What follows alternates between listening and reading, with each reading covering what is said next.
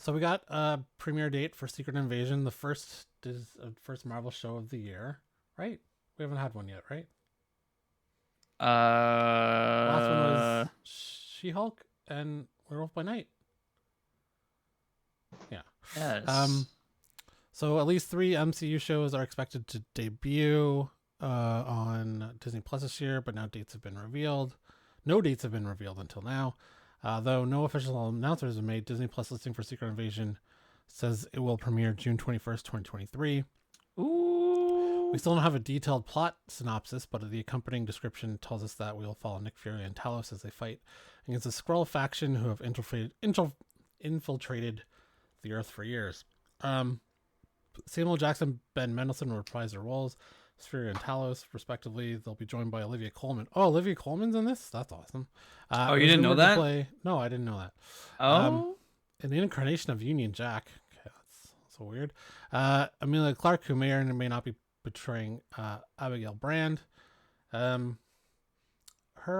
spec, I think, went a little crazy. I think it's Astonishing X-Men number 3 is her first appearance.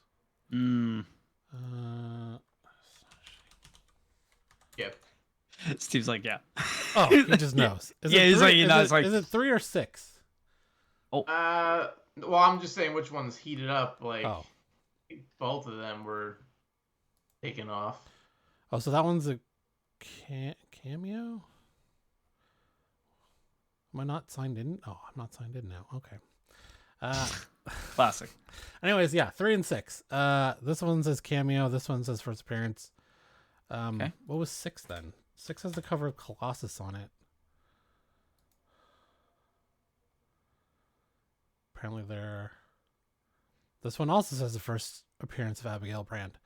So I guess 3 is the cameo and 6 is the appearance.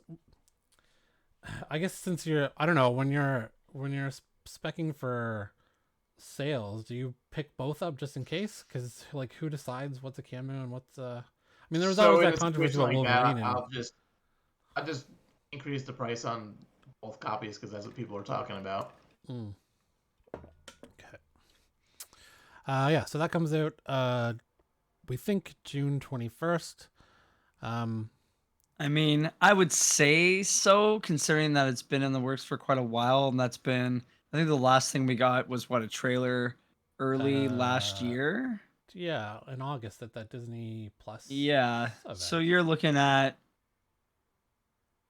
over 6 months for probably a mild amount of effects, I would assume. Did you guys read this comic series? I have not. I'm reading the new one, this new Secret Invasion, because it seems like Marvel always does a reboot of, or like has a new 5-issue limited series titled the same thing to like remind people. Yeah, well, I think also that it's timing of like they know the show's gonna be out, and so they want a bunch of back issues on the stands as well as a trade coming out. Mm-hmm. Absolutely. Yeah, I guess I don't know if it's gonna. Well, we assume it's gonna follow the old one though, right? Of Secret Invasion and not the yes, new but one? they still want a new Secret Invasion on the stand so that when somebody watches a show or whatever, then they go to the local comic store and they're like, "Oh, I'm liking this show, Secret Invasion." A dude behind the counter can be like, "Well, we just got in some brand new Secret Invasion. Yeah. Here you go." Yeah. Because they don't know necessarily that they'll have back issues there, and they're not making money off the publisher's not making money off back issues, so they want to have fresh stuff that relates to current content. Right.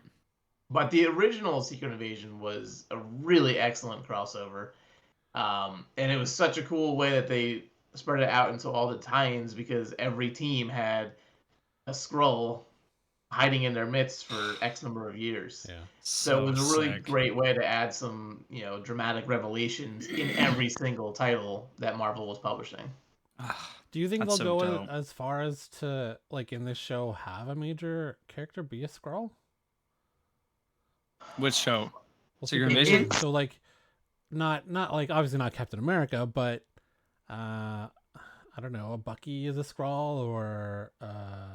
it's like, a great way to undo damage that you've done to a character and bring them back fresh and be like, oh, we broke Rhodey's spine? That's fine. It was just a scroll the whole time. Here's the real Rhodey, and he's fine. Can Like, we do it's can we just do a that with real Gore the good God reset Butcher? button. Yeah, Gore. Maybe we'll do it with Hulk Love and too. Thunder.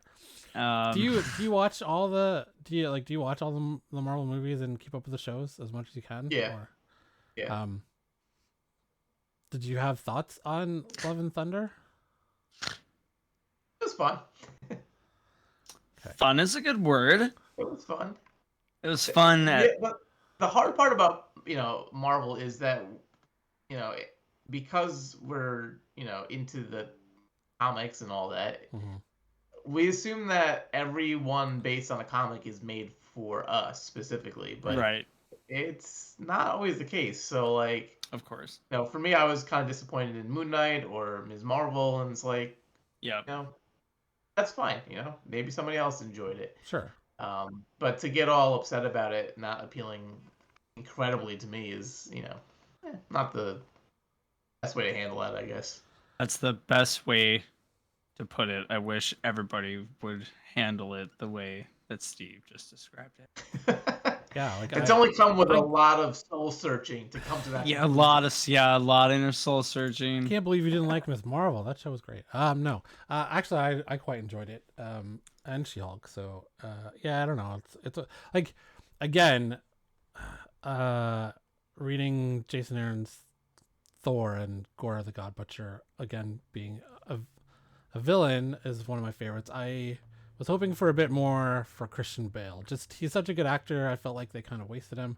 While there's still some fun things I enjoyed about the movie, and I love Taika as a like Ragnarok was great. What We Do in the Shadows is fantastic, etc., etc. But yeah. But do you think are you laying the blame at Christian Bale's feet, or just that they didn't do enough in the script with the character? It really wouldn't be his fault. Yeah, so I don't blame Christian Bale for that at all. I also read that they shot like 4 hours for that movie, and Christian Bale did a lot of weird things with that character, and whether it was Taika or Kevin Feige cut most of the weird stuff that he was doing with Gore out of the movie. They also told him to cool it, didn't they? Yeah. I'm pretty sure at one point there was an interview and they were like he was getting way too weird and they told him to fucking cool it. Yeah. And I was like, but that's what you want. Let him get weird. Like, oh man. Fuck. No, yeah, I don't blame Christian Bale at all. I just wish they had given him, or at least we had seen all the things he was able to do, or gave him a more substantial role in butchering. Or at least like, if we're gonna use an actor of that caliber, to have him for more than one movie, I guess also is the. Yeah, I agree with that. Absolutely. I'm glad they cast Josh Brolin as Thanos because he's a great actor and they gave him a lot to do, and he's around for a while. Theoretically, when they're casting a villain, don't you think they're always aiming for a great actor? Sure. Oh yeah. Yeah. Yeah, I don't. I don't think they're looking for like we just need a B actor for this. But only in one movie, so we'll just we'll get a so-so actor. Yeah. Yeah. Yeah. I just wish he had been around longer, I guess. Oh well. Maybe he'll come back. It was a Skrull. Space Skrull. A space Skrull.